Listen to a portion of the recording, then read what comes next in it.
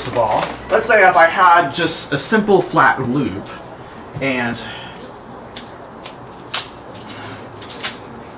so, okay.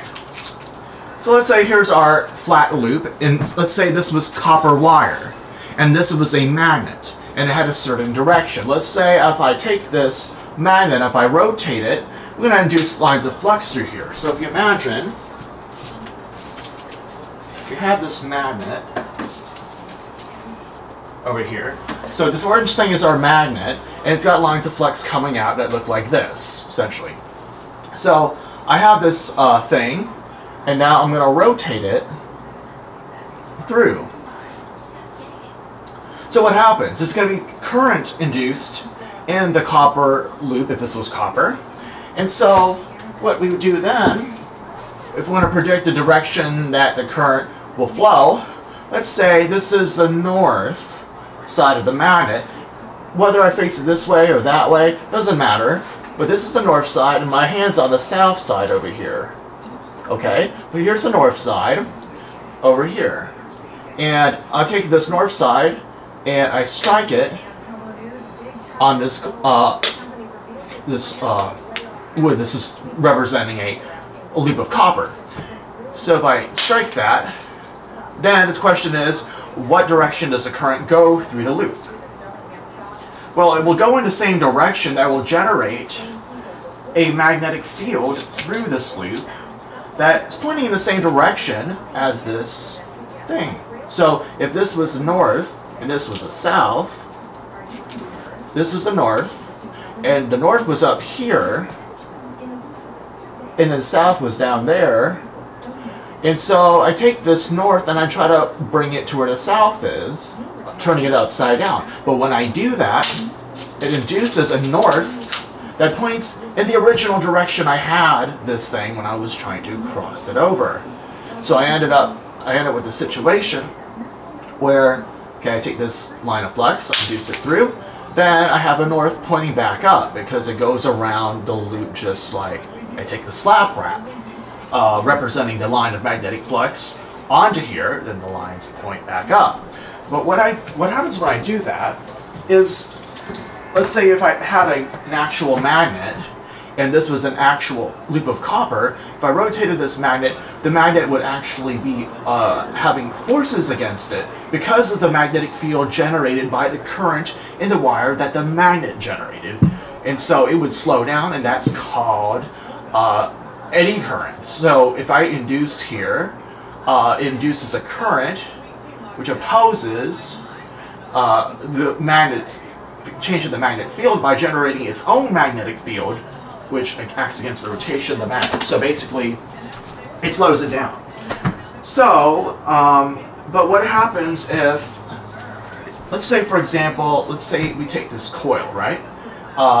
Let's say we had the green sections that are just simply part of one length of the coil. So you have the white sections and the green sections, and then you got the red sections on these sides. If I fold it like this, we see the green sections in the middle, but the white sections are kind of flipped over. So if I imagine current going from the reds to the whites to the greens to the whites to the reds to the whites to the greens to the reds, greens to the whites to the reds. Could you just imagine current going through this perimeter here? What happens, obviously, then, is that current is going this way through the whites, goes that way through the greens, and goes this way through the whites, going back through this way through the whites, then the greens, then the whites again. So what's the point of that? Well, the point is that we reverse the flow of the current in the middle. So if we do that, we end up with a situation here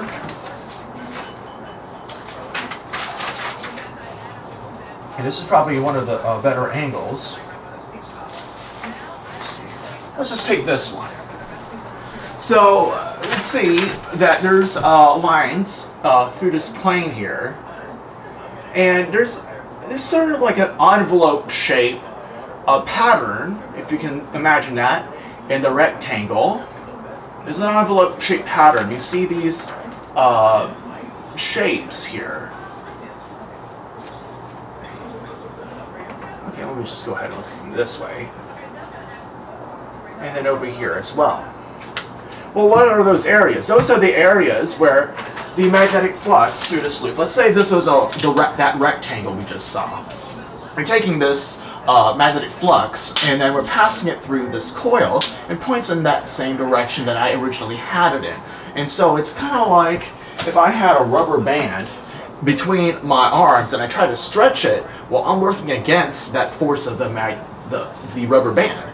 And so just like if I had a rubber band on this, you know, magnetic flux, it's being pulled away against other magnetic fluxes if I were to force this away from it. So normally I would have to do work in order to push this line of flux through this coil, you know, and that's why, like, even a generator, you have to have, like, let's say in a hydroelectric dam, if you've got these big generators and they're connected to turbines which interact with water that's under pressure behind the dam, and so that water flows, relieving some of that pressure as it, you know, converting, you know, some of this energy that's in the water, and in terms of its gravitational potential energy, converting it to the kinetic energy, which then, you know, acts against the turbine, you know, running the generator. But it's the generator returns a force, slowing down the water, which makes, you know, perfect sense. If you're going to generate electricity from falling water, well, I mean, it makes sense that you have to do work on it. But in the middle here, the fields are not pointing the same way. They're pointing in the opposite direction. They're pointing the other way. There's certain regions where this occurs. You know, if you imagine, like, here's a little, like, a elongated bow tie, you know, bow tie shape, kind of stretched out vertically, you'd have a place in the middle. The field lines are upside down. And so this is just looking edge on. This is an H side, if you will, because you're looking at the H side of this, just like if I took this thing, there's your H side there. If I turned it, it looks like an H. Or if I took this, here again it is this, and if I turn it on the side, it's like an H. Okay, you can imagine holding it like this. That's much better.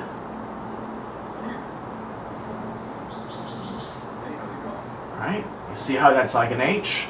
This is like an S. And then this is like an O. So anyway, so the current going through the green sections generates magnetic fields that are vertically in opposition to the magnetic fields generated by current in the white sections. And the idea of doing this is when I pass magnetic flux to the red sections by rotating the magnet in the middle, like so. So here, let's say this is the magnet. I was rotating it, and there's lines of flux from the magnet. Let's say this end of this thing catches through this red thing. Well, what happens? That magnetic flux, to imagine,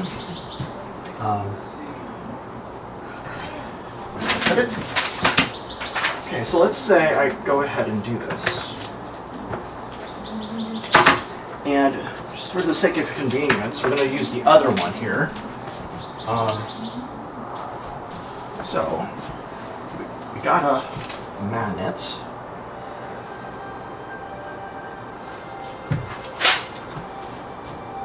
Going through this blue part here, which is equivalent to the red section on the other model.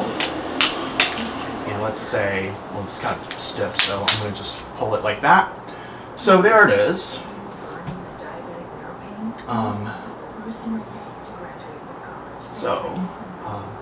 You'd go, let me just go ahead and bring this over here.